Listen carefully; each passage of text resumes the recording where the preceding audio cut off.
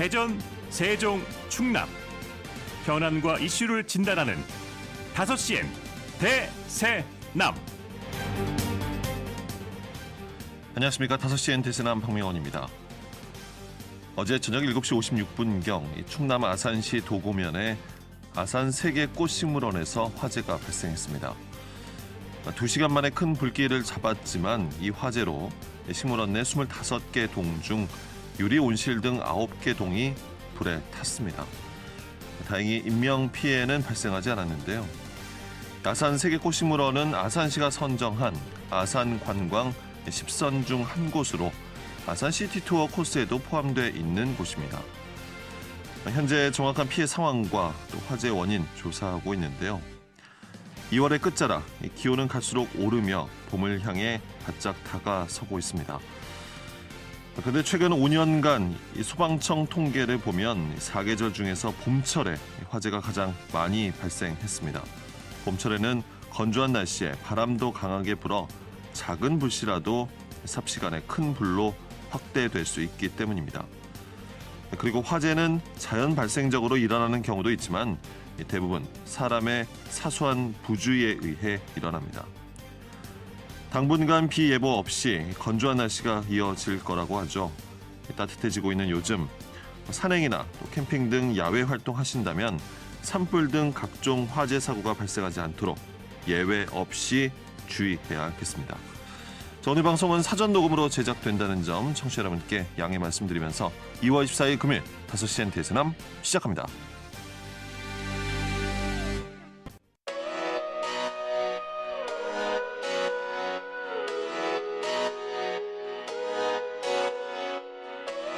다섯 시엔 대세남은 여러분의 참여로 이루어집니다. 문자로 참여하실 분은 단문 50원, 장문 100원의 유료 문자 샵 2309로 의견 남겨주세요. KBS 대세남 유튜브 채널과 페이스북과 카카오톡 채널은 5시엔 대세남에서 무료로 참여하실 수 있습니다. 의견 보내주시는 분들께는 모바일 상품권 보내드립니다. 여러분의 뜨거운 참여 기다리겠습니다. 네, 금요일 5시엔 대세남. 자, 키워드로 보는 뉴스 브리핑 먼저 만나겠습니다. 팟캐스트 아는 것입니다. 정진호 PD 자리했습니다. 정 PD 어서 오십시오. 네, 안녕하십니까. 정진호입니다. 네, 오늘 첫 번째 키워드부터 알아볼까요? 네, 오늘 첫 번째 키워드는 기후에 그치면 좋겠습니다로 정해봤습니다. 무슨 일이길래 이렇게 미리 걱정을 하십니까? 네, 대전시 산하기관 가운데 하나인 대전 테크노파크 원장이 곧 새로 이제 임명될 예정입니다. 예. 대전 테크노파크는 대전시가 역점을 두고 있는 방위 산업과 나노 반도체 사업, 그리고 우주 산업, 바이오 헬스 산업 이런 것들 육성과 생태계 조성을 담당하는 그런 대전시 산하기관인데요. 네. 이정은 시장이 얼마 전 이곳을 방문해서 새로운 원장은 행정적으로 이 테크노파크 사업을 뒷받침할 수 있는 분으로 모시겠다. 이런 발언을 했습니다. 예.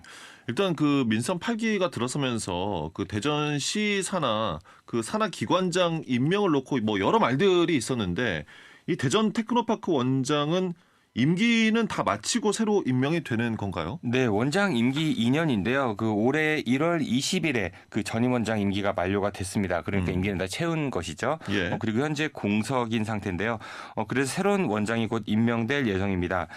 대전 테크노파크 원장 공모에 모두 8명이 지원한 것으로 알려졌습니다. 오늘 면접 심사가 있고요. 그리고 다음 주에 이사회에서 후보자 검증 과정을 거친 다음에 이 복수의 후보자가 결정이 되면은 3월 말에 이장우 시장이 한 명을 선택해서 임명하게 됩니다.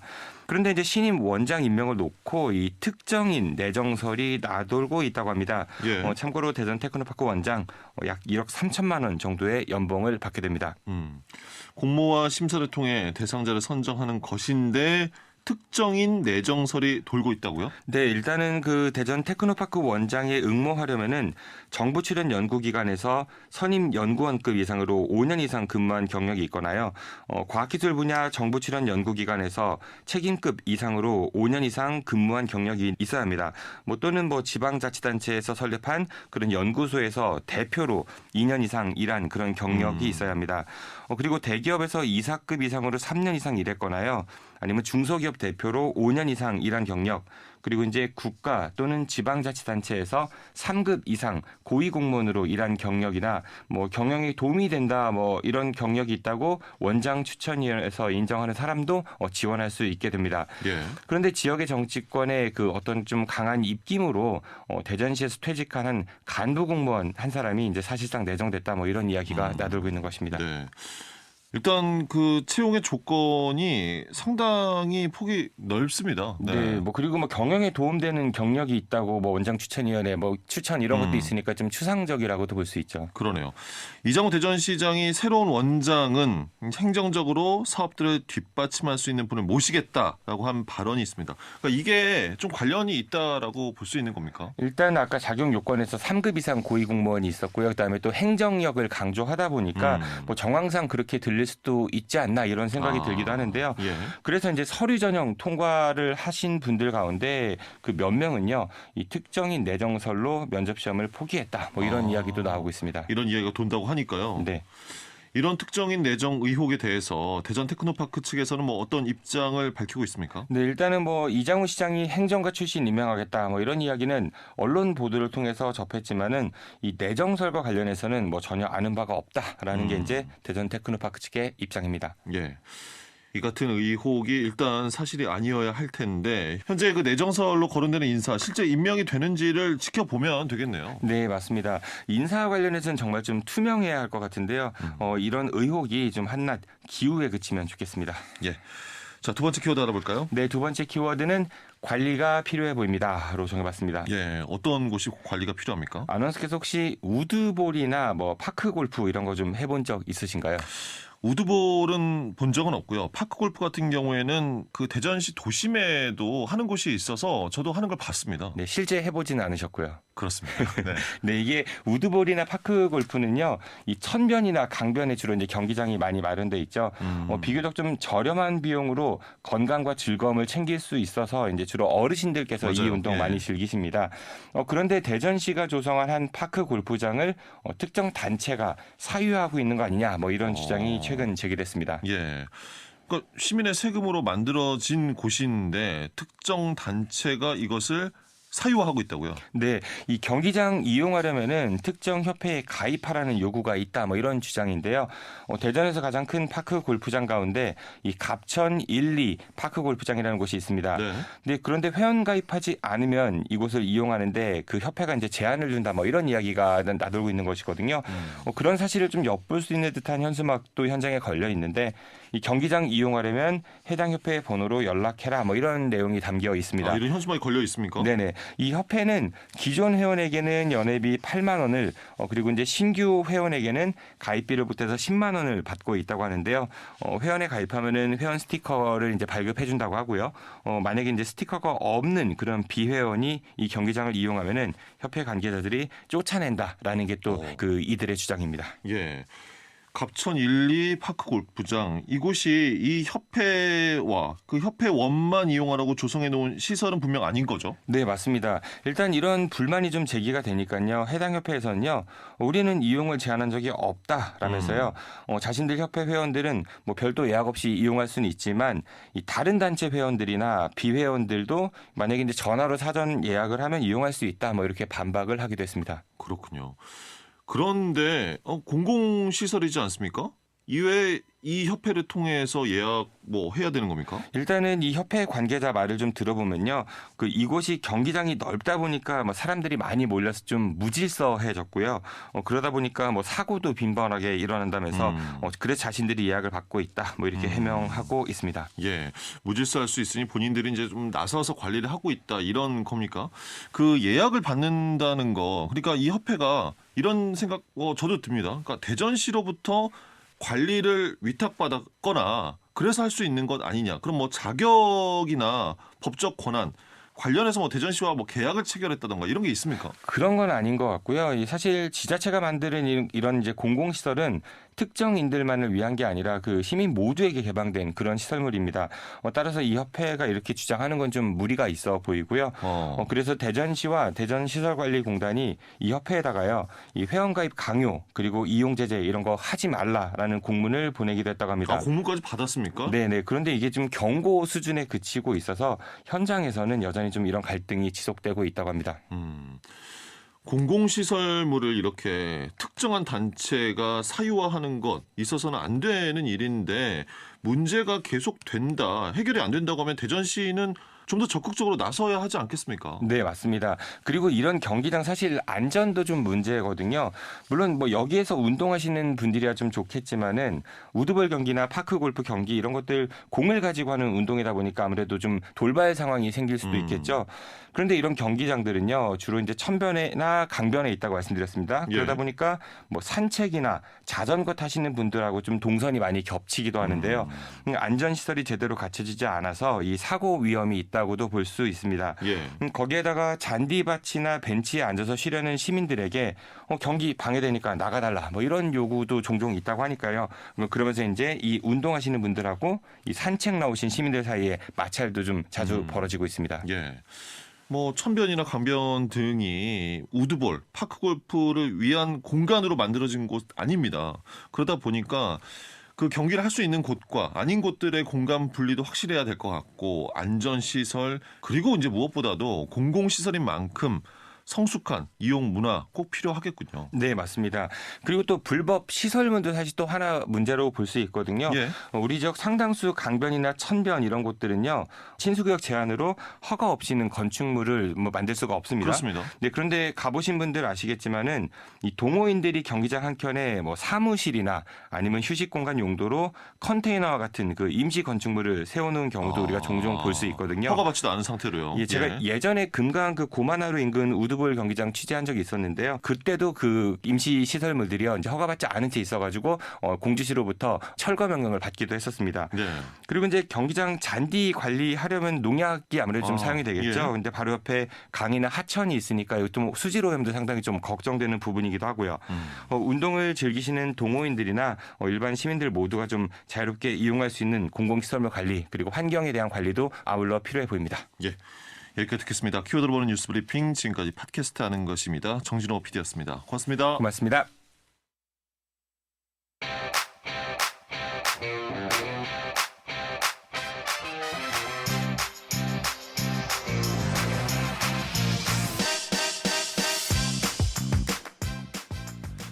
네, 이어서 2주의 환경 이슈를 짚어드리고요. 또 함께 실천할 수 있는 환경 캠페인도 소개해드리는 대세남 환경 캠페인 지구를 지키는 사람들. 오늘도 사회적 협동조합 혁신청의 김영진 이사장 자리했습니다. 이사장님 어서 오십시오. 네, 안녕하세요. 자, 오늘은 어떤 환경 이슈에 대해 이야기 나눠볼까요? 네, 지난해 12월 2일부터 세종하고 제주에서 일회용컵 보증금제가 이제 시범 운영 중입니다. 그렇죠. 원래는 이제 전국적으로 실행이 됐었어야 되는데 두 지역만 이제 시범 운영 중인데요. 일단은 이제 시범 운영 중이긴 한데 이 제도가 좀 말도 많고 탈도 많은 것 같습니다. 그래서 소비자분들에게도 불만이 많고 또 가맹 점주분들에게도 불만이 많은 이 제도에 대해서 오늘 좀 살펴보고요. 예. 또 환경부가 어쨌든 2025년까지 폐플라스틱 발생량을 20% 감축하는 게 일단 제도적인 목표입니다. 전반적인. 그래서 이 환경부의 플라스틱 감축 목표와 관련된 내용도 좀 얘기를 해보겠습니다. 예. 세종과 제주에서 그 일회용컵 보증금제 시범 운영, 그러니까 시범 운영까지도 상당한 논란이 있고 정말 네, 우여곡절 맞습니다. 끝에 시작이 된 것이죠. 그렇죠. 간신히 했죠. 네. 예. 어쨌든 2025년에는 전국 시행을 앞두고 있습니다. 그래서 그 전까지 세종하고 제주에서 환경부는 일정 정도 성과를 내야 되는 게 현실적인 목표이고요. 근데 이제 그 과정에서 사실 제가 좀 놀랐습니다. 그러니까 그 어떤 식으로 진행되고 있는지 좀 확인해 보려고 세종을 갔다 왔었거든요. 환경부의 정책 역량에 대해서 예. 심각하게 우려를 할 수밖에 없는 수준이었습니다. 시범 사업인데도 심각한 수준입니까? 그러니까 이런 정도로 하면은 사실은 이게 시범 사업이니까 향후에 이제 확대될 것들을 염두해야 되고 또 많은 시민분들에게 조금 불편하지만 그래도 필요한 정책이다. 전국으로 확대되면 좋겠다라는 이런 긍정적인 인식을 줘야 되는데 이 정책 같은 경우에는 아까 말씀드린 것처럼 모두가 불만일 수밖에 없고 또 가장 결정적으로 이게 이제 일회용 컵 보증금제입니다. 네, 그렇죠. 그 다회용기를 여러 번 쓸 수 있도록 하는 제도가 아니라 기존에 쓰던 일회용 컵에 보증금 300원을 붙여가지고 이 기존에 쓰던 일회용 플라스틱을 재활용이 더 잘 될 수 있도록 하자는 사업인 거거든요. 그러다 네. 보니까 참여하는 시민분들도 불편을 감수하고 참여를 해도 어차피 일회용품 쓰는 건 똑같은데 이게 환경적으로 도대체 무슨 도움이 되는 거냐. 불편한 거는 불편한 대로 다 문제고 또 기껏 불편을 감수했는데 환경적인 긍정적 효과는 하나도 없다. 뭐 이런 식의 불만들이 많은 것 같습니다. 세종은 직접 가 보셨다는 건데요. 어떻습니까? 그 현지에서의 반응이. 일단은 실제로 이제 보이콧을 하는 매장들이 꽤 있습니다. 이 보이콧 할 수가 있습니까? 네, 그러니까 아직 시범 사업이다 보니까 예. 특별한 이제 규제가 있거나 이런 건 아니어가지고. 이 강제까지 아니니. 네, 그렇습니다. 그래서 일단은 환경부가 파악하고 있는 기준으로는 세종하고 제주시에 한 그 대상 매장 중에서 40% 정도가 이제 거의 불참을 하고 있다라고 보고 있는 것 상당히 높은 같은데 수치네요. 굉장히 많은 겁니다. 예. 물론 이제 아직 초창기다 보니까 그 계속해서 좀 참여율은 늘어날 걸로 예상은 되는데, 근데 일단은 이제 이 제도가 어떤 제도냐면은 이 방송을 들으시는 세종 시민분들은 제일 잘 아시겠지만 가맹점이 100개 이상 되는 대형 프랜차이즈 카페를 가시면은 그 대상인 거죠. 네, 맞습니다. 그래서 일회용 컵으로 이제 테이크아웃 잔을 시키면은 거기에 이제 소비자분들이 300원을 더 내야 됩니다. 예. 근데 거기에 이제 일회용 컵에 그 플라스틱 그 컵에 이제 겉에 라벨이 붙거든요. 바코드 라벨이 붙는데 그 라벨을 훼손시키지 않고 그 컵을 나중에 잘 닦아가지고 그 매장에 네. 다시 돌려주면은 그 300원을 이제 현금이나 계좌이체로 받을 수 있는 겁니다. 예. 그러니까 이제 이렇게 되면은 일단 소비자분들은 왜 이 부담을 소비자들이 내야 되냐. 일단 세척을 해야 되는 거잖아요. 네, 맞습니다. 보증금에 대한 부담도 있고요. 또 세척을 해야 되는데 또 문제가 있습니다. 세척을 해야 되는데 아까 제가 말씀드렸었던 바코드 라벨을 훼손시키면 안 됩니다. 세척을 하지만 네. 바코드 라벨은 온전히 보존을 해야 한다. 네. 그래서 이제 바코드 라벨이 훼손되면은 뭐 어쩔 수 없이 그냥 버려야 되는 겁니다. 네. 어떻게 되살릴 수 있는 방법이 없습니까? 그렇죠. 그러니까 일반 재활용으로 그냥 잘 버리시면 되는데. 그럼 300원 날리는 거네요. 네, 그렇죠. 그래서 근데 이 문제가 예를 들어서 제가 환경부의 정책 역량에 대해서 굉장히 우려했다라고 보는 게, 일단은 이제 매장 어느 곳에서도 이 일회용 컵을 쉽게 세척할 수 있는 이런 기계들이 전혀 없더라고요. 그러니까 매장들이 자체적으로 구비하지 않는 이상 현실적으로 이제 집에서 다 닦아와야 되는 거거든요. 예. 근데 어느 누가 일회용 예. 컵을 써가지고 그 컵을 들고 집까지 가져가서 예. 닦아가지고 가져와가지고 그걸 반납하나요? 저라도 안 할 것 같거든요. 너무 번거롭습니다. 맞습니다. 그러니까 뭐 텀블러를 이용하면 되지 않냐라고 하는 게 그것도 가장 좋은 방법인데, 그 이 정책을 시도하는 차원에서 그 뭔가 활성화를 시키려면은 그런 세척과 관련되어 있는 이슈들을 먼저 해결하는 시도들이 있어야 되고, 그리고 일단은 일회용 컵을 이제 그대로 어쨌든 배출을 하는 거다 보니까 이게 회수가 잘 된다고 하더라도 제대로 재활용이 안 됩니다. 어떤 문제가 있냐면은 매장마다 쓰는 일회용 컵이 다 다릅니다. 일단. 예, 그렇죠. 그러면은 그러겠죠, 이제 당연히. 예, 재질에 이제 문제가 생길 수가 있고요.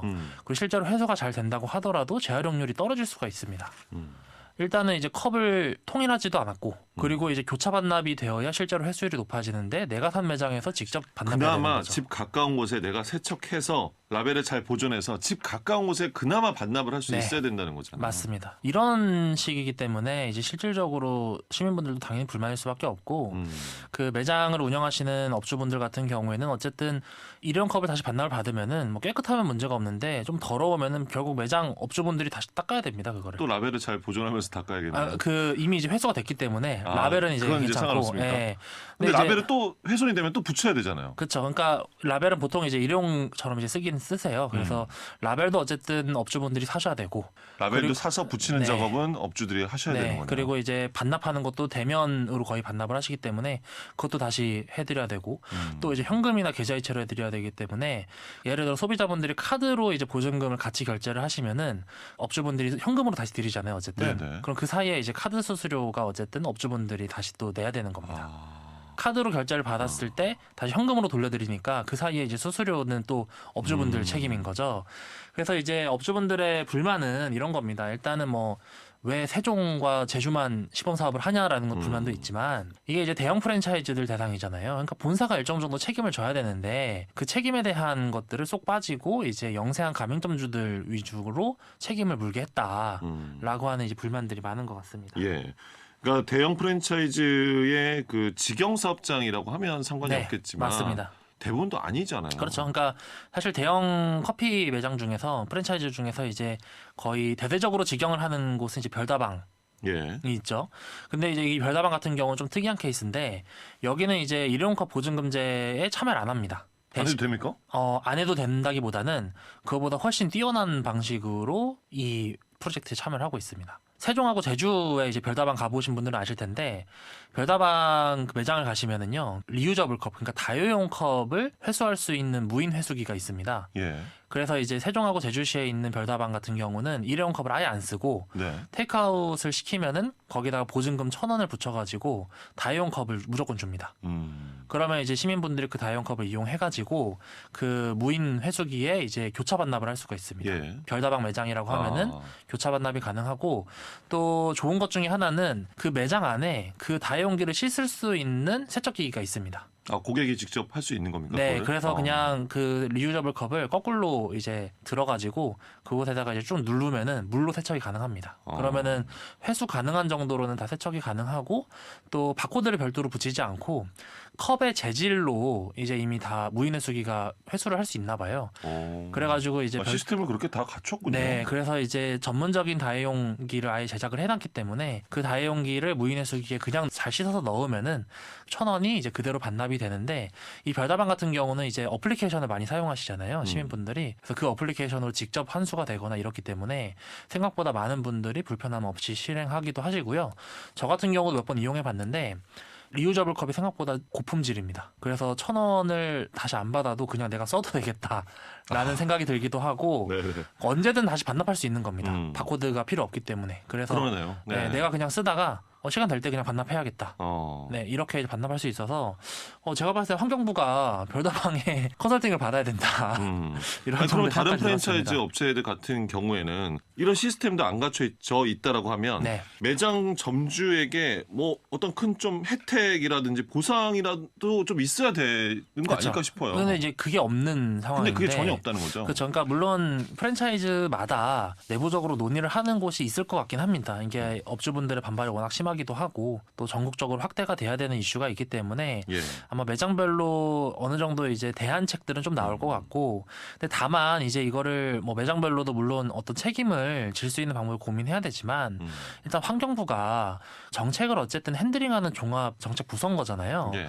그런 차원에서 사실 몇 가지 반드시 선행해야 되는 게 있습니다. 일단은 일회용컵 재질을 통일을 해야 됩니다. 그러니까 이 재질이 단순히 페트 재질이냐 뭐 PP 재질이냐 이런 차원의 문제가 아니라 실제로 이걸 어느 정도 회수시키겠다라고 하면은 재활용을 실제로 했을 때 옷이나 고품질의 재활용이 가능한 정도의 고급 페트 재질로 통일을 해야 되는 겁니다. 그러니까 실제로 이제 대부분의 매장들을 보시면은 제각각이기도 하지만 페트 재질이긴 페트 재질인데 너무 얇거나 이제 너무 좀 재활용이 잘 안 되는 일회용 컵을 쓰시는 곳도 많거든요. 그래서 그런 재질을 일단 통일을 해야 되고요. 예. 그리고 매장마다의 교차 반납 반드시 도입해야 됩니다. 그래서 그게 안 되면은 사실상 이제 이 제도가 제가 봤을 때는 전국적으로 도입되기 전에 폐지될 가능성도 있지 않을까. 네, 그런 우려가 이렇게까지 있습니다. 잘 준비가 되지 않은 상황에서 시범 사업을 한다는 게 참 이해가 되지 않는데 실제 가장 중요한 그 회수율은 어느 정도 나오나요? 지금 환경부는 20% 정도 된다고 이제 발표를 하고 있습니다. 그 시민분들이 일회용 컵을 사용하셔가지고 뭐 잘 씻어가지고 재활용하시는 분도 있고 그냥 버리시는 분도 있고 이러시잖아요. 그랬었을 때 일회용 컵의 이제 재활용률이 보통 5% 정도로 보거든요. 이것도 굉장히 긍정적으로 봤을 때 5%인데 그런 차원에서 봤을 때 환경부는 20%면 굉장히 잘 되고 있는 거다라고 얘기는 하는데. 그럼 환경부에서는 지금의 시범 사업이 나름 잘 되고 있다라고 자체 평가를 하고 있습니까? 네, 그러니까 초기에 이제 우여곡절은 있으나 어쨌든 어느 정도 이제 자리를 잡아가고 있다라는 평가인데요. 근데 이런 부분도 생각해야 됩니다. 업주분들이 얘기하는 불만 중에 하나가 그 테이크아웃 주문하려고 했다가 불편할 것 같아가지고 그냥 나가시는 손님들이 굉장히 많다는 겁니다. 그래서 옆에 있는 개인 카페에 가가지고 일회용 컵을 다시 산다는 거예요. 거기는 이제 정책 대상 지역이 아니다 보니까요. 네. 네네. 그래서 실제로 이제 사용량도 좀 따져봐야 될 것 같고요. 그리고 이 정도의 불편함과 이 정도의 비용을 투입하고 있는데 회수율이 아직 20%밖에 안 된다라고 하는 것도 사실은 환경부가 적극적으로 고민을 해봐야 될 것 같고, 제가 봤을 때는 거의 50% 정도는 일단 넘겨야 되지 않을까. 회수율을요. 그 정도는 돼야 될 것 같습니다. 네. 이게 일단은 환경부에서는 전국 시행을 앞두고 있는 거잖아요. 네, 결국에는. 맞습니다. 그래서 일단 환경부도 제도의 성공적인 안착을 위해서 기존에 하고 있던 그 탄소 중립 포인트 제도를 저희가 몇 번 소개해드렸잖아요. 그러니까 시민분들이 그 친환경 활동을 하면은 어느 정도 인증을 해가지고 현금처럼 쓸 수 있는 포인트를 이제 받는 건데 이 다용기, 그러니까 일회용컵 보증금제 사업에 이제 참여를 하면은 거기에 이제 이 환경 그 탄소 중립 포인트를 이제 추가로 주겠다라고 하는 형식으로 이제 예산을 추가 투입하는 거를 이미 시도를 하고는 있습니다. 그래서 네. 일회용컵 보증금제에 참여하는 시민분들의 인센티브를 좀 높이겠다라는 것 정도가 일단은 좀 환경부의 대책인 것 같은데 이 제도에 조금 더 쉽고 편안하게 참여할 수 있는 그런 제도 설계들을 조금 더 해야 될 것 같고요. 그리고 가장 결정적으로 제가 이 제도가 정말 안 좋은 제도라고 생각했던 것 중에 하나가 실제로 이 환경을 파괴하는 그 주체들이 어쨌든 가장 큰 책임을 져야 되는 거잖아요. 그렇게 했었을 때 이제 본사들이 빠져 있다는 거는 사실은 정책의 철학이나 관점 차원에서도 일회용컵의 사용과 또 폐기 그리고 재활용에 대한 책임을 가맹점주분들과 소비자들에게만 돌리는 거거든요. 근데 이건 사실은 다 같이 책임을 져야 되는 부분인 겁니다. 그래서 이 책임의 구조에서 빠져 있는 대상이 있다라고 한다면은 그 대상 역시도 이 제도의 영역 안에 포함을 시켜야 되는 설계가 꼭 필요할 것 같습니다. 예. 어쨌든 우리가 더불어 또 가야 되는 것이 다회용기와 관련된 네. 네, 실천과 또 여러 정책들이 나올 텐데 다회용기와 관련된 정책들은 어떻게 또 진행이 되고 있습니까? 일단은 이제 배달 과정에서의 이제 다회용기 사용을 적극적으로 좀 장려하기 위해서 다회용기 사용과 관련된 인센티브들을 강화하는 거는 계속 추진을 하고 있습니다. 그래서 네네. 뭐 서울에서 시범 사업을 계속 추진하고 있기도 하고요. 그리고 아까 잠깐 말씀드렸던 탄소 중립 포인트제도 예산을 대폭 늘렸습니다. 그래서 시민분들의 친환경 활동이나 다회용기 사용에 대해서도 인센티브를 드리겠다라는 거고요. 그리고 이건 좀 저희도 주목을 해봐야 될 것 같은데 장례식장이 일회용품을 굉장히 많이 쓰잖아요. 그곳에서 이제 일회용품을 사용하지 않고 다회용기를 이제 사용하는 거를 시범 사업으로 하고 있습니다. 예. 그래서 이제 김해시라든지 이제 세종의 한 곳도 이제 이 관련된 사업들을 하는데, 아, 그렇군요. 네, 다만 이제 이거는 어쨌든 장례식장이 애도의 공간이잖아요. 예. 그러다 보니까 이제 적극적으로 이걸 해라라고 할 수는 없는 거고 어느 정도 이제 서로 합의가 되는 경우에는 좀 시범적으로 도입을 해봐도 괜찮지 않을까라는 생각입니다. 예, 알겠습니다. 자, 이사장님 이번 주에 소개해 주실 환경 캠페인 실천 어떤 내용입니까? 네, 그 앞서 말씀드렸던 일회용컵 보증금 반환에 대해서 조금 더 참여를 해보시면 좋을 것 같은데요. 일단은 이제 뭐 대전에 살고 계시는 시민분들이나 충남에 살고 계신 시민분들도 환경에 관심 있으신 분들은 일단 세종에 가셔가지고 한번 보셨으면 좋겠어요. 어떤 식으로 되고 있는지. 그래서 이 제도가 나중에 우리 지역에 도입이 될 때 어떤 방식으로 하면 좋을지 한번 아이디어를 찾아보시면 좋겠고요. 그리고 일단은 이제 자원순환 보증금 어플리케이션을 다운을 받으시면은 일회용컵 보증금제에 조금 더 쉽게 참여하실 수가 있습니다. 그래서 예. 어느 매장에서 이 일회용컵 보증금제를 실천하고 있고 또 어느 곳에 회수기가 있고 어떻게 하면 조금 더 쉽게 이 보증금을 반환받을 수 있는지 이런 부분들이 잘 안내가 되어 있어가지고 아까 잠깐 말씀드렸던 산소중립 포인트제를 실행하는 어플리케이션과 이 자원순환 보증금 어플리케이션을 둘 다 다운 받으셔가지고 양쪽 다 혜택을 누리시면 좋을 것 같습니다. 예. 어차피 전국적으로 다 시행이 될 제도입니다. 네. 먼저 다가올 제도니까요. 한번 경험을 또 미리 해보시고 주변 분들과 함께 의견도 나누시는 시간 가지셨으면 좋겠습니다. 대선 환경 캠페인 지구를 지키는 사람들, 세종과 제주 시범 시행 2달을 넘긴 일회용컵 보증금제 등 정부의 일회용품 줄이기 환경 정책 등에 대해서 짚어봤습니다. 사회적 협동조합 혁신청의 김영진 이사장이었습니다. 고맙습니다. 네, 감사합니다.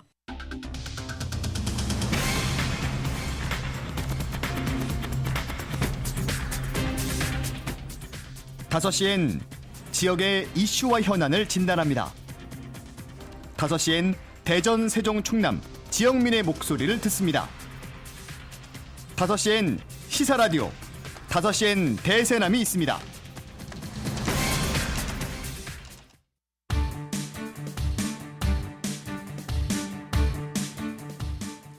네, 이어서 지역 이슈와 사회 현상을 시민의 눈으로 보는 시민 르포 시간입니다. 김선재 시민활동가와 오늘도 함께 하겠습니다. 어서 오십시오. 네, 안녕하세요. 자, 오늘은 어떤 현장 다녀오셨습니까? 네, 최근 정부와 국토부는 건설 현장에 대해 강력한 메시지를 쏟아내고 있습니다. 예. 건설 현장에서 기득권 강성 노조가 금품 요구, 채용 강요, 공사 방해와 같은 불법 행위를 공공연하게 자행하고 있다며 원희룡 국토부 장관은 국민에게 민폐를 주는 조폭이다 이렇게 발언을 했고 윤석열 대통령까지 나서 건설 노동자에 대해 건폭이라며 건설 폭력이 완전히 근절될 때까지 엄정 단속하겠다고 강조했습니다. 네. 하지만 건설 노조는 노조 자체를 없어져야 할 대상으로 호도한 정부에 대해 강하게 반발하고 있습니다. 그렇다면 건설 현장에서는 노조 개혁 의지에 대해 어떻게 바라보고 있을까요? 오늘은 건설 현장 울타리 안쪽의 이야기를 직접 들어보고 왔습니다. 예. 건설의 현장, 요즘 같은 추운 겨울날 현장의 고충이 상당할 것 같습니다. 네, 보통 건설 현장의 경우 아침 7시경 아침 운동으로 일과를 시작합니다. 시간에 맞춰 건설 노동 현장으로 나가봤습니다. 예. 네, 오전 오후 작업을 하고 오후 5시 정도 퇴근하게 되는데요. 제가 만난 이들이 하는 일은 건물의 뼈대를 만드는 일입니다. 기둥. 그러니까 말하자면 건물의 이제 뼈대와 기초를 쌓는 일을. 예, 맞습니다. 예. 제가 이제 하는 공정은 가장 그 기초, 쉽게 말하면 모양을 만드는 거예요. 콘크리트라는 그 형체를 없는 거를 형체를 만들기 위해서 이제 틀을 짜는 거예요. 그런 일을 하고 있습니다. 뼈대를 만든다고 생각하시면 돼요. 철근 공들이 철근을 날라서 배치하고 철근끼리 엮는 일을 하게 되고요. 형틀 공들이 건물의 형태를 잡는 틀, 거푸집을 제작하게 됩니다. 그리고 타설 공들이 거푸집에 콘크리트를 주입합니다. 이렇게 한층 한층 건물이 올라가게 되는데요. 매우 섬세하고도 위험한 작업이었습니다. 아파트 동수로 따지면은 총 23개 동. 예, 철근 일은 14년 정도. 상당히 좀 작업이 위험하죠. 그래서 초보자들이 배우기에는 육체적으로 힘들고, 뭐 여름에는 뭐 그늘 한 점 없는 데서 일을 해야 되는 거고, 겨울에는 철근이 외부에 노출돼 있기 때문에 상당히 차가워요. 그래서 10분 이상 손에 쥐고 있으면 손가락이 이제 손톱이 빠질 정도의 막 이제 고통도. 네, 장갑을 껴도 그렇죠. 네. 네, 철근공의 경우 여름에는 그늘 한 점 없는 데서 일을 하고 겨울에는 철근을 직접 쥐어야 하기 때문에 손톱과 손가락이 빠질 정도의 고통을 느끼기도 합니다. 쇳덩어리인 철근이 외부에 노출돼 있어서 아무리 장갑을 끼고 작업을 한다고 해도 전해져 오는 냉기는 막을 수가 없습니다. 예. 예전에는 불도 피우고 했는데 지금 안 된다고요? 예. 안전 때문에 그런 거예요? 안전이 강화돼서 이제 현장에서 불을 피우는 것 자체가 그 원청에서도 화재 위험도 있다고 해서 불을 못 되게 하면 그 후속 조치를 해줘야 되는데 후속 조치는 하지 않고 그냥 불 떼지 말아라 뭐 이거예요. 그래서 거의 뭐 개별적으로 핫팩을 구매해서 작업자분들의 피로가 많이 가중되겠네요. 예. 과거에는 현장에 나무를 떼고 불을 피워서 언손을 녹여가며 작업을 할 수 있었는데요. 그렇죠. 최근에는 안전을 위한 법이 강화되어서 불을 피울 수가 없습니다. 예. 화재 위험 때문에 불을 못 피우게 하면 그 후속 조치가 있어야 하는데 정작 후속 조치는 없어서 노동자들은 개별적으로 구매한 핫팩에 의존하거나 장갑을 여러 겹 겹쳐가며 일하는 모습이었습니다. 안전을 위해서 법이 강화될 필요도 분명 있습니다만 그로 인해 노동자들의 어려움을 겪는다면 여러 보호 조치가 뒤따라 필요한 상황입니다. 예. 현장의 어려움들 해결하기 위해 무엇을 어떻게 개선해 나아가야 할지 오늘 하나씩 이야기 나눠볼 텐데 먼저 고용 형태부터 살펴보겠습니다. 흔히 우리가 이제 생각하는 것들이 건설 현장은 제대로 된 채용 절차 없이 인맥이라든지 인력사무소에 의존을 한다 이렇게 생각을 하거든요. 실제 고용이 어떻게 이루어지고 있습니까?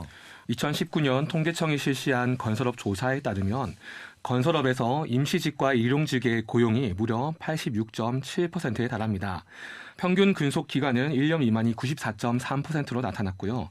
월 평균 근로 일수는 동절기 16.1일, 나머지는 20.2일입니다. 그러니까 건설 노동자들은 건설공사가 있을 때만 한시적으로 고용되어 일용직으로 일한다는 뜻입니다. 예. 고용이 극도로 불안정한 상황에 놓여 있는데요. 그러니 노동자들은 한 곳에 정착하지도 못하고 일감을 찾아 전국을 떠돌아다니는 양상도 나타나게 됩니다. 예. 가정을 꾸린다고 해도 한 달에 한 번 부부가 만난다는 월말 부부라는 자주 섞인 이야기도 나옵니다. 예. 제가 원래 연고가 서울이에요. 근데 이제 대전에 그 청사 그 세종 청사 공사할 때 그때 이제 물량으로 내려왔다가 저는 이제 정착을 했거든요. 거의 건설 노동자들이 전국을 떠돌아다니는데 자식하고 철을 놔두고 매일 지방으로 먹고 살려면 제가 배운 게 건설 일밖에 없다 보니까 먹고 살려면은 그냥 해야 되는 거예요. 그래서 월말 부부 이렇게 삶을 살았거든요. 근데 미래가 안 보이더라고요. 언제까지 이렇게 살아야 될지. 네, 건설사들의 입장에서는 공사가 있을 때만 이들을 고용하고 싶어 합니다. 그러니 이들을 일용직으로 고용하고 시간과 비용을 들여 전문적인 기능인으로 양성하지 않는 겁니다.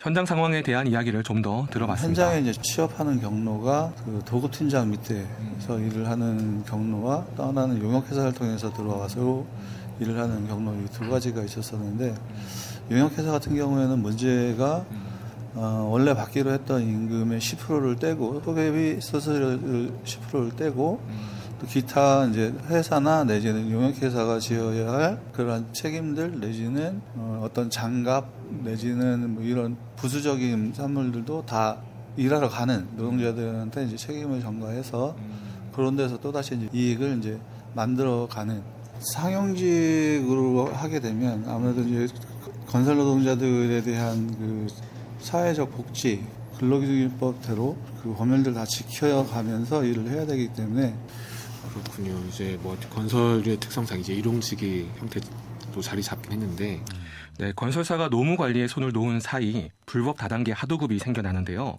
속칭 오야지 팀장으로 불리는 이들이 건설 현장의 일부 일을 하청받는 겁니다. 하청받은 회사가 직접 사람들을 고용해서 월급, 복리, 후생 다 해줘야 돼. 그런데 이 회사가 다시 한번 오야지 즉 팀장들한테 재하청을 다시 줘요. 암암리에 어이 뭐 김 팀장, 박 팀장, 아이 뭐 현장 하나 나왔어 이래야지 하면서 공사 금액이 100만 원이에요. 그러면은 이 100만 원을 가지고 모든 걸 해야 되는데 그게 아니라 최소 40에서 30만 원만 떼주고 아유 우리 같이 이제 일 좀 해봐야지 하청을 다시 주는 거예요. 그러면은 이거의 돈을 가지고 이 팀장도 다시 공사를 이끌어가는 거예요. 이게 가장 문제인 거예요. 하청을 주다 보면은 공사 금액을 빼줘서 실질적으로 건물 이제 안전에 대한 쉽게 말하면 튼튼한 건물 이게 저는 이제 이루어지지 않는다고 봐요. 네. 항상 공사가 진행되는 것이 아니니 일이 있을 때만 고용하는 형태, 일용직으로 꾸리는 현상이 나타나는 것이고 그 사이에서 불법 다단계 이 하도급 형태도 등장하게 되는 거고요. 네, 불법 다단계 하도급을 이해하기 위해서는 일단 어디까지가 합법인지 짚어봐야 하는데요. 우선 공사를 발주하는 발주처가 있고요. 그 공사를 수주하는 원청 건설사가 있습니다. 그리고 건설의 각 전문 영역별로 나누어 하청받는 하청 건설사가 있습니다. 하청 건설인 전문 건설업체에 노동자들이 고용되는 것까지가 합법인데요. 네. 2008년 시공 참여자 제도가 폐지되면서 그 아래 도급이 불법화됐지만 2023년 지금도 여전히 현장에서는 불법 하도급이 합법 고용보다 훨씬 많은 비중을 차지하고 있다고 입을 모아 증언합니다. 예. 불법 도급 업체에서는 여러 가지 부조리가 발생하고 있는데요. 똥떼기라고 속칭 용어예요. 원청에서 하청으로 건너오고 하청에서 다시 이제 팀장들한테 재하청을 준다고 하잖아요. 근데 이 팀장들이 자기 인건비만 챙기고 다 이렇게 하시는 사람들도 있는 반면에 이 똥떼기라고 하는 게 기존에 자기가 이제 현행 법상 이제 측정된 임금이 아니라 너 외국에서 왔네? 그렇게 해서 이제 예를 들어서 20만 원 줄 거 10만 원을 실제로 주고 그리고 밖에다가는 외국인들한테도 똑같이 임금 준다. 그러면은 일당으로 쳤을 때 18, 19만 원이 입금이 되면은 이제 본인은 10에서 12만 원밖에 나머지 뭐 차액 그렇죠. 6만 원, 7만 원 뭐 이렇게 다시 다시 이제 토해낸다. 토해내는 게 그럼 그 팀장한테 도한다는 말이죠? 네, 그렇죠. 팀장 통장으로 이제 들어가는 겁니다. 이게 지금 현장에 아직도 만연하다 이런 말씀이시네요. 네, 이들은 각종 명목으로 노동자들의 임금에서 수수료를 떼고 있습니다. 예. 속칭 똥떼기라는 은어로 불리는 것인데요. 예. 불법 다단계 하도급은 그냥 다 해요. 그냥 철근 형태를 뭐 타설할 거 없이 다 불법 다단계 하도급으로 내려가는 구조이기 때문에 하루 노임이 20만 원이라고 할 때 그분들이 실제 주머니로 가져가는 거는 17만 원 정도? 네. 3만 원. 그 연세 드신 분들은 오고 갈 데가 없으니까 내가 안 딛고 있으면 당신은 다른 데 못 가. 이런 마인드로 팀장들이 있어서 연세 드시고 진짜 오고 갈 데 없는 분들은 더 뛰겠죠. 마음대로 뛰나보네요. 네. 근데 이제 회사에다가 그 이분을 노임을 올릴 때는 그 이상을 올리죠. 예. 불법이 또 불법을 낳는 형국입니다. 이렇게 되면 노동자들의 임금 체불은 물론이고요. 결국 안전에도 악영향을 끼치겠는데요. 네, 일하는 형태가 불법이다 보니 믿기 힘든 관행도 버젓이 일어나고 있는데요. 보통 한 달 일을 하면 월급은 그달의 월 말이나 다음 달 초에 받는 게 상식적이죠. 하지만 현장에서는 임금 유보라는 관행이 있습니다. 임금 유보는 그러니까 한두 달을 건너뛰어서 그 다음에 임금을 받는 겁니다. 예.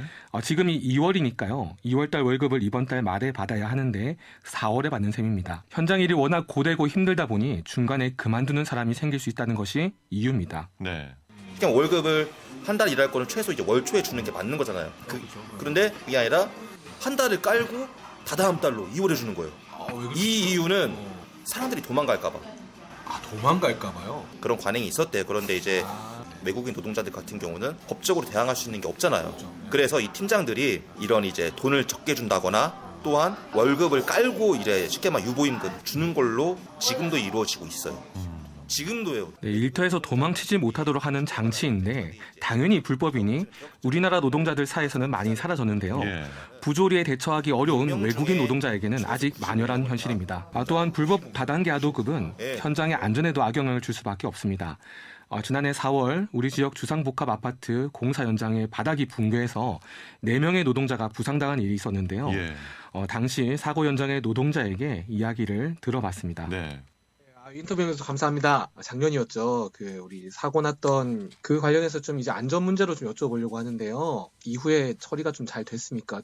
한 분은 지금 현재 장애까지도 나올 수도 있는 상황인 것 같아요. 다리 철심을 박아서 지금도 현재 그 병원에 이렇게 다니시고 계시더라고요. 네, 당시 부상당한 분들은 다행히 산재 처리가 되긴 했지만 한 분은 신체 장애가 생길 정도로 아직 온전히 회복하지 못한 상황이라고 합니다. 그런 걸 사람이 그렇게 다치고 그랬는데 일부 벌금 정도로만 나온 거로 지금 현재 제가 알고 있습니다.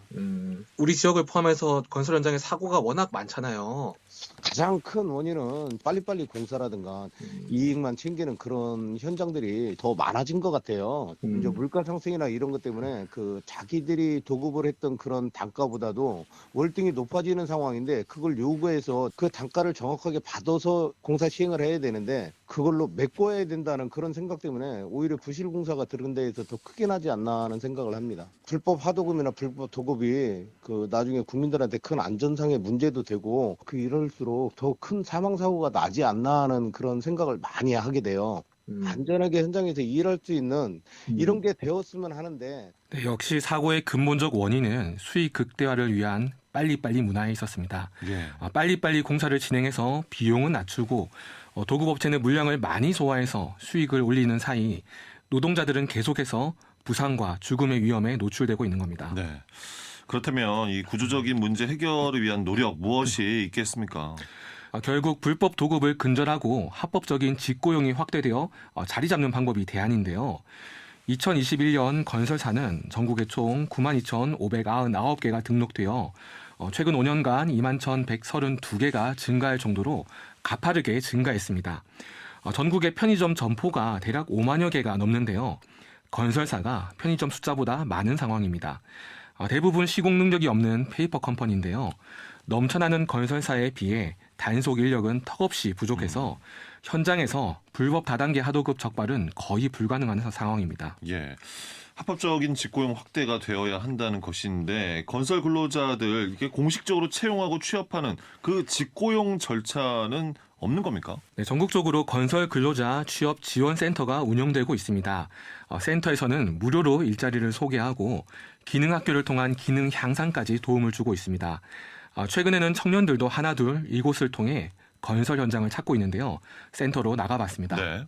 그동안에 이제 그 잘못된 점, 건설 노동자들의 복지라든지 권리가 침해되는 부분을 없애고 무료로 아주 좋은 일자리를 알려주고 무료로 해주려고 만들었던 게 정부에서 만들었던 게 이 센터인데 예전에는 이제 그 말 그대로 하루 일당 새벽에부터 나와서 저녁까지 일을 하다 보니까 그 메리트가 없었었죠. 근데 지금은 이제 청년들이 들어와서 기능도 좀 배우고 그 현장 내에서 이제 복지 부분 같은 경우에도 이제 매해 단협을 통해서 자기의 권리를 이제 찾아갈 수 있는 이런 부분들이 있다 보니까 지금은 좀 많이 들어오고 있는 그런 상황입니다. 통계청의 경제활동 인구 조사에 따르면 건설업은 50대 이상이 거의 절반 가까이를 차지하고 있습니다. 청년 세대 유입이 적었는데요.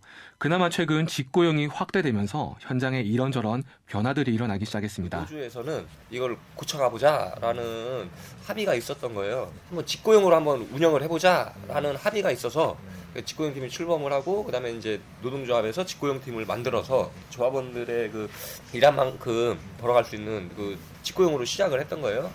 이렇게 이제 하나씩 자리 잡히면서 이제 건설 현장이 좀 많은 변화가 있었어요. 이제 불법 다단계 하도급도 5개 팀을 꾸려서 하던 거를 이제 뭐 3개만 꾸리고 뭐 이렇게 해서 직고용을 점차 확대하는 과정인데 네, 그 전까지는 꿈도 꿀 수 없었던 기본적인 권리나 복지가 자리 잡히기 시작한 건데요. 노동 여건이 개선되자 그동안 발길이 끊겼던 젊은 층의 유입도 서서히 시작됐습니다. 현장 일을 하고 있는 30대 청년 노동자를 만나봤는데요. 기능인으로서 긍지와 자부심을 가지고 일하고 있다고 합니다. 지금 1년 조금 넘었습니다. 제가 미래를 알 수는 없지만 제 개인적인 생각으로는 비전이 그래도 상당히 있다고 생각을 하는 게 현재 그 현장 일을 하시는 분들이 연령대가 굉장히 높습니다. 인원의 공백이 생긴다고 생각을 합니다. 기술직이라는 게 사실 뭐 한 하루 이틀 뭐 1, 2년 해가지고 이제 자기 걸로 다 만들 수 없다고 제가 생각을 하고요. 지금 저 같은 경우도 거푸집 기능사를 취득을 했거든요. 저는 굉장히 자부심을 갖고 일을 하고 있거든요. 고도의 기술과 기능도 필요하고 나름 이제 프라이드도 높은 직업이라고 생각하는데 현장에서 느끼시기엔 좀 어떠세요? 네, 하지만 현장의 청년 노동자들은 아직까지 세상에 남아있는 건설 노동자에 대한 곱지 않은 시선과 편견이 고민이라고 합니다. 기술직을 되게 대우를 좋게 해주고, 예, 이제 사람들도 인정을 많이 해주고 하지만 아직까지 이제 한국에서는 현장 일이나 기술직을 바라보는 시선이 그렇게 좋지는 않더라고요. 좀 그런 거 있잖아요, 되게. 나 이만전 일을 해요 하면은 보통 어르신들은 그래 밥벌이라도 해야지. 그 뉘앙스 있잖아요. 시근한 눈빛, 그 말투. 그게 저는 진짜 너무 견딜 수가 없는 거예요. 저 스스로는 내가 땀 흘려서 내가 돈 벌겠다는데 무슨 상관인가 하는데 그래서 저도 어느 순간 이제 누가 직업을 물어보면 그냥 두리뭉실하게 건설업 해요. 둘러댔어요. 좀 마음이 조금 가장 많이 힘들었었죠. 예, 청년 노동자들이 현장에서 이렇게 실력 있는 기능공으로 성장하기 위해 어떤 점들이 그럼 필요하겠습니까? 네, 현장에서 만난 많은 분들은 건설 산업에 대한 장기적 안목을 가지고 근본적인 개선을 해나가는 것이 중요하다고 입을 모읍니다. 지금 이대로 상황이 악화된다면 우리나라 건설 산업의 미래는 없는 것과 마찬가지라는데요. 건설 현장의 열악한 노동 환경으로 인해 내국인이 기피하는 사이 그 자리를 외국인 노동자들이 채우고 있는데요. 예. 전에는 중국 교포들이 많았어요. 한국 사람보다 단가가 낮아서. 예. 근데 지금은 중국 말고 제3국, 뭐 베트남, 그보다 더 환율이 적은 뭐 캄보디아, 뭐 미얀마, 뭐 태국 이런 데서도 많이 들어오고 있습니다. 네, 그러다 보니 점차 실력 있는 국내 기능인들이 사라져가고 있습니다. 체계적으로 기술을 배우시는 것도 매우 적은 상황이고요. 외국인들을 무작정 배제하자는 것은 아니지만 내국인들의 고용 안정과 기능의 양성을 위한 대책이 필요하다는 목소리입니다. 이런 말씀 드려도 될지 모르겠지만은 그냥 쥐어짜는 것 같아요. 사람을. 쥐어짠다. 예. 다 돈 버는 게 힘들지만은 쥐어짜고 그 쥐어짜진 상태를 또 쥐어짜내는 것 같아요. 정신적으로도 그렇고 이렇게 좀 재정적으로도 쥐어짠다 이런 얘기신 거죠? 그건 말할 것도 없고요. 네. 젊은 친구들한테 뭐 이런 일도 해봐야 된다, 뭐 니들이 이끌어야 된다 하지만은 일단은 일에 대해서 알려주는 건 없고 그냥 쉽게 말하면은 일할 거면 하고 말 거면 막 이런 식이었어요. 현장에서 하는 태도는 거의 2년을 같이 일했는데 저는 이제 본격적으로 이거 배우고 싶다 했는데 돌아보면 배운 게 아무것도 없었던 거예요. 네, 실제 우리 대전 지역에는 지역 건설 노동자의 고용 안정을 위해 지역 건설 근로자 우선 고용을 위한 조례도 제정되어 시행 중에 있습니다. 예. 우리나라 건설 산업을 꼭 지키기 위해서라도 지역 노동자 우선 고용뿐 아니라 현장의 불법 다단계 근절이 꼭 필요합니다. 예. 근데 이제 최근에 정부, 그러니까 국토부와 건설노조 사이에 갈등이 상당히 깊어지고 있어요.